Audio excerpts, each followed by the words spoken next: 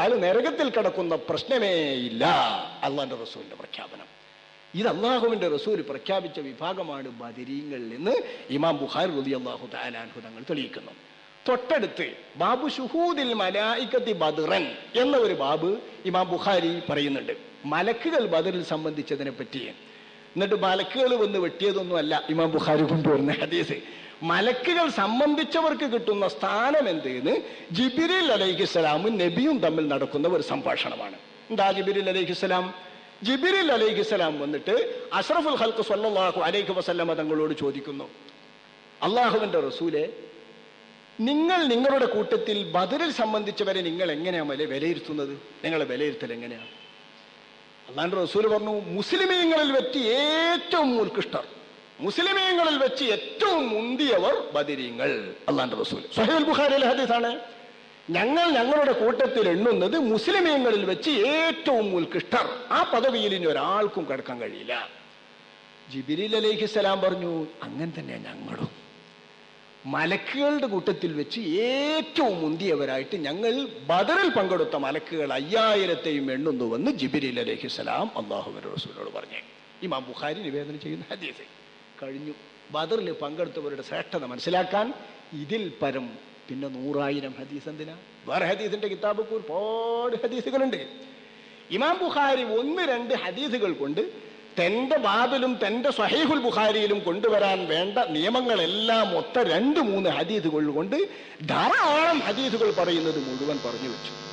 അപ്പൊ ഇത്രയും വലിയ സ്ഥാനം അഷ്റഫുൽ ഖൽഖ് സ്വല്ലല്ലാഹു അലൈഹി വസല്ലമ തങ്ങളും അല്ലാഹ് വിശുദ്ധ ഖുർആനിന്റെയും വ്യക്തമായ ഭാഷ്യം വെച്ചിട്ടാണ്, ഹദീസുകളുടെയും വിശുദ്ധ ഖുർആനിന്റെയും വ്യക്തമായ ഭാഷ്യം വെച്ചിട്ടാണ് നമ്മളിപ്പോൾ സംസാരിച്ചത്. ഇത് എല്ലാ ലോകത്തെ മുസ്ലിമീങ്ങളും ഇജ്മാഅായി പൊതുവായി അംഗീകരിച്ചിട്ടുമുണ്ട്.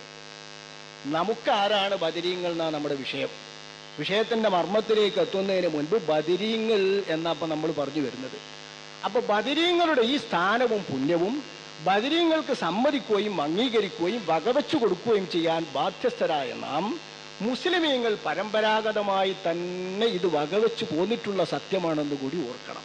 ആരും ഉമർ എന്നവരിപ്പോ ബദറിൽ പങ്കെടുത്ത സ്വഹാബി എന്ന് പറഞ്ഞപ്പോ എന്നാലെന്താന്ന് വെച്ചില്ലേ, എന്നാലെന്താന്ന് മുഖഭാവം കൊണ്ട് ചോദിച്ചതാണ് അല്ലാഹുവിന്റെ റസൂലിനോട്. അപ്പ നബി തങ്ങൾ തിരുത്തി. ഈ മുഖഭാവം കൊണ്ട് ചോദിച്ച ഉമർ എന്നവർ പിന്നെ ബദരീങ്ങളെ സംബന്ധിച്ചെടുത്ത നടപടി തന്റെ ഭരണകാലത്തെ ചരിത്രത്തിൽ കാണുന്നത് എത്ര സുന്ദരമാണെന്നോ.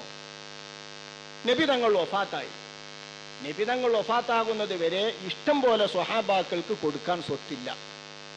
വന്നത് അപ്പോൾ ഓഹരി ചെയ്യുന്ന നിലപാടായിരുന്നു അള്ളാഹുവിന്റെ റസൂലിന്റെ അവസാന കാലത്ത് സ്വത്ത് വന്നപ്പോൾ കൈകാര്യം ചെയ്തിരുന്ന രീതി. പണ്ടത്തെ നമ്മളെ മുറിച്ചക്കോല് കൊടുക്കണമായിരുന്നു, വന്നോൽക്കാണ് കൊടുക്കുക, വന്ന കയ്യോളം കൊടുക്കുക എന്ന്. അന്ന് അവസാനത്തിൽ ആ സ്വത്ത് വരാൻ തുടങ്ങിയത് ഹിജറയുടെ 9, 8, 10 കൊല്ലങ്ങളിൽ. ബഹ്റൈനിൽ അന്ന് ആകെ കുറെ സ്വത്ത് വരിക. മറ്റത് ഇതുപോലത്തെ വല്ല ഒനീമത്ത് സ്വത്തും കിട്ടണം. ഒനീമത്ത് സ്വത്ത് കിട്ടിയാൽ പിന്നെ യോദ്ധാക്കൾക്കല്ലേ വലിയ വിഹിതം. അപ്പൊ മൊത്തം എല്ലാവർക്കും വിതരണം ചെയ്യാൻ വല്ല സ്വത്തും കിട്ടിയാൽ എല്ലാവർക്കും കൊടുക്കും. അതിനെ തികയുള്ളായിരുന്നു. കഴിയോളം എല്ലാവർക്കും പാത്തക്കാനോ സൂക്ഷിച്ചു വെക്കാനും തികയില്ല.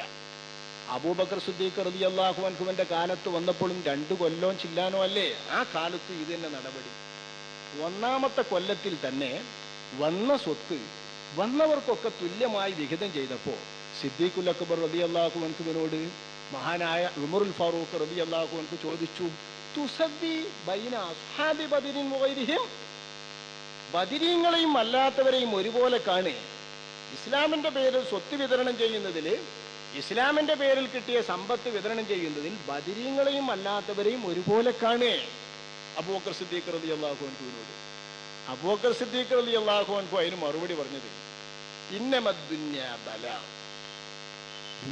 ദുന്യാവ് എന്നതോടോ പള്ളേക്ക് തികെ കിട്ടുന്നു, അവിചാരിതമായിട്ട് കിട്ടുന്നതുമാണ്. അതെല്ലാവർക്കും ഒരുവല്ല. പള്ളം തുള്ളിക്കുള്ളതല്ലേ. അത് ബദരീങ്ങളായിരുന്നിട്ട് ഓൽക്ക് ഏറെ വലിയ പള്ളണ്ടോ? അത് ബദരീങ്ങൾക്കും അല്ലാത്തവർക്കും ഒക്കെ ഒരേ പള്ളല്ലേന്ന് നമ്മളെ ഭാഷയിൽ പറഞ്ഞാല്. ബദരീങ്ങളെ പള്ളി അല്ലാത്തോലെ പള്ളൊക്കെ കണക്കാ. ബദരീങ്ങളുടെ മികവ് അവർക്ക് ആഖിറത്തിൽ കിട്ടുന്ന പ്രതിഫലത്തിലാണ്. അതുകൊണ്ട് ആഖിറത്തിൽ കിട്ടുന്ന പ്രതിഫലത്തിലെ ഫദ്ല് ഈ ദുന്യാവ് കൊടുക്കുന്നിടത്ത് നമ്മൾ തരംതിരിക്കേണ്ടതില്ല. എന്നിട്ട് അതിന് മൂപ്പർ പറയുന്ന ന്യായം വലാ ഉഹിബ്ബു അൻ ഉദന്നിസഹും വലാ ഉരീദു അൻ ഉദന്നിസഹും ബിദ്ദുന്യാ.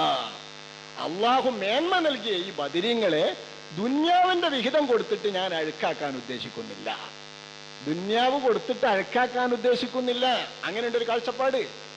സക്കാത്തിന്റെ മുതല് അള്ളാഹുവിന്റെ റസൂലിന്റെ കുടുംബത്തിന് പറ്റുമല്ലോ. എന്താ നബി തങ്ങൾ പറഞ്ഞ്? സക്കാത്തിന്റെ മുതലിടവും മനുഷ്യന്റെ മുതല് ശുദ്ധീകരിക്കാനുള്ള അഴുക്ക് ശുദ്ധീകരിക്കാനുള്ള വിഹിതല്ലേ. ഈ അഴുക്ക് എന്റെ കുടുംബത്തിന് പറ്റൂല, അതെന്റെ മുഹമ്മദിന്റെ കുടുംബത്തിന് പറ്റൂല.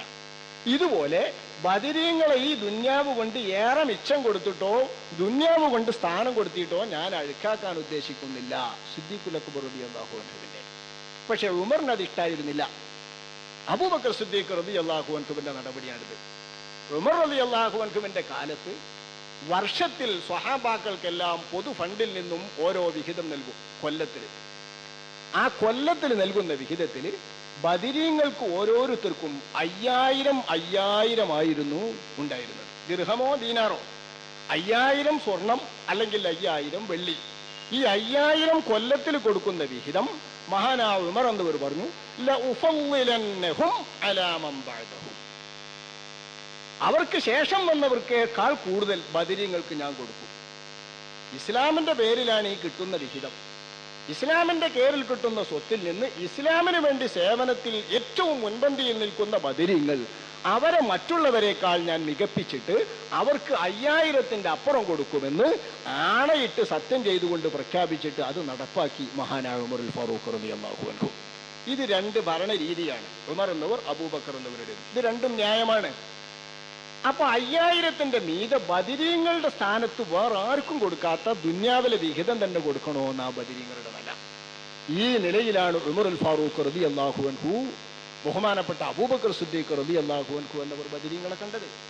റസൂലുള്ളാഹി വഫാത്തായ തങ്ങളുടെ ശേഷം അൻസാറുകൾ ഒറ്റക്ക് കൂടിയിട്ട് യോഗം ചേർന്ന് ആരെ ഖലീഫയാക്കണോന്ന് തെരഞ്ഞെടുക്കുന്ന വിവരമറിഞ്ഞപ്പോ സിദ്ദീഖ് എന്നവരും ഉമറുൽ ഫാറൂഖ് റളിയല്ലാഹു അൻഹു തങ്ങളവர்களுം ഒന്നിച്ച് അവരുടെ അടുത്തേക്ക് പോകാൻ തീരുമാനിച്ചു.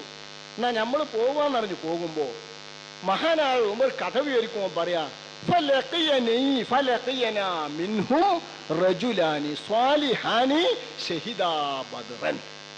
ബദറിൽ സംബന്ധിച്ച 2 സ്വാലിഹീങ്ങളായ മനുഷ്യന്മാർ ഞങ്ങളെ കണ്ടുമുട്ടി. എന്താ ബദറിൽ സംബന്ധിച്ച 2 സ്വാലിഹീങ്ങളായ മനുഷ്യന്മാർ?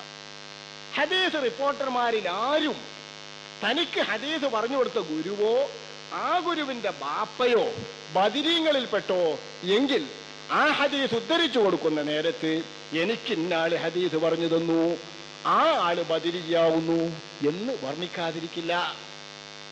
അല്ലെങ്കിൽ അയാൾക്ക് ഹദീസ് പറഞ്ഞു കൊടുത്ത ആളുടെ ബാപ്പ ബദരിയാണെങ്കിൽ വക്കാന അബൂഹു ബദരിയ, അയാളുടെ ബാപ്പ ബദരിയായിരുന്നു എന്ന് പറഞ്ഞു കൊടുക്കാതെ ഹദീസ് ഉദ്ധരിക്കൂല. ഇത് ഇമാം ബുഖാരിയുടെ ഹദീസ് ധാരാളം ബദരീങ്ങളുടെ സ്ഥാനം പറയുന്നിടത്ത് ഇമാം ബുഖാരി കൊണ്ടുവരുന്നുണ്ട്. ഹദീസിലെ പരാമർശ വിഷയം എന്തോ ആയിരിക്കും. ഈ വിഷയങ്ങൾ പറയുന്ന കൂട്ടത്തിൽ ഇവിടെ ഒരു ചെറിയ നൂൽബന്ധം ഉള്ളത്. എന്താ ബന്ധം?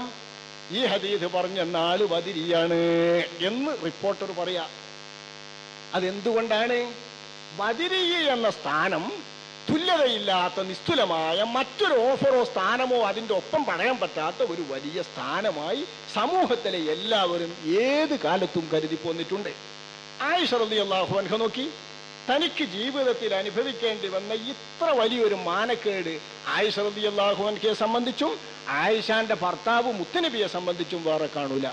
എന്തുകൊണ്ടെന്നാൽ ആയിഷ റളിയല്ലാഹു അൻഹ കണ്ടോന്റെ കൂടെ രാത്രി കിടന്നുറങ്ങിയിട്ട് വന്നു എന്നാ പുരാതി വന്നത്. ഇത് നമുക്കറിയാലോ. 1 മാസം സ്വഹാബാക്കളാകെ വിഷമിച്ചു. കണ്ട മനുഷ്യന്റെ കൂടെ ആയിഷ അന്തിറങ്ങിയിട്ട് പോന്നു എന്ന് തെളിവില്ലാതെ പറയല്ല.